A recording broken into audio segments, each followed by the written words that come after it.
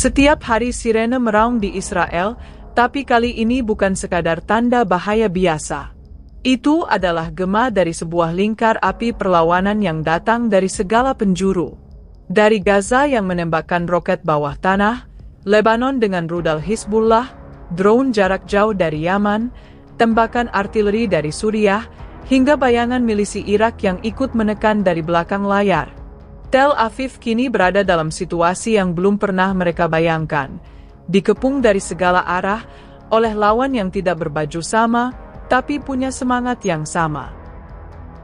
Serangan yang datang tidak lagi bisa dihitung satu persatu. Gaza meluncurkan roket buatan sendiri dari terowongan bawah tanah. Dari utara, Hizbullah di Lebanon menembakkan rudal jarak menengah dengan akurasi yang semakin meningkat. Di sisi lain, pasukan Houthi dari Yaman mengirim drone kamikaze jarak jauh yang menembus pertahanan udara Israel.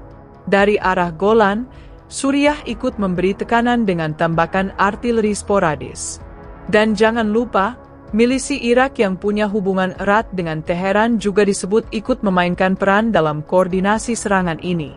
Israel yang biasanya menjadi pihak penyerang, kini harus sibuk menutup lubang di mana-mana.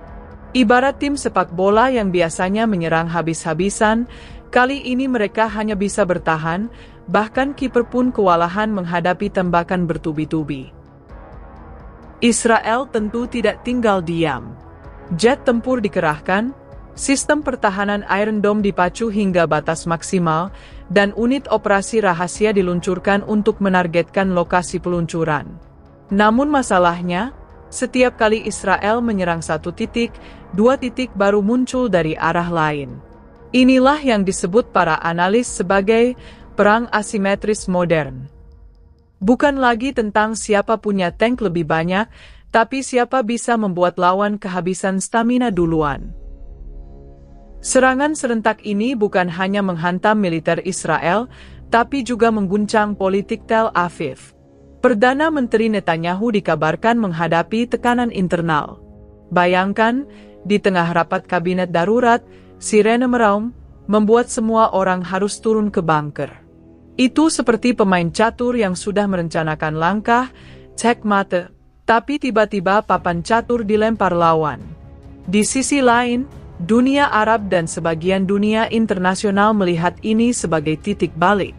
Sebuah momen yang menunjukkan bahwa dominasi militer Israel ternyata bisa ditantang secara kolektif.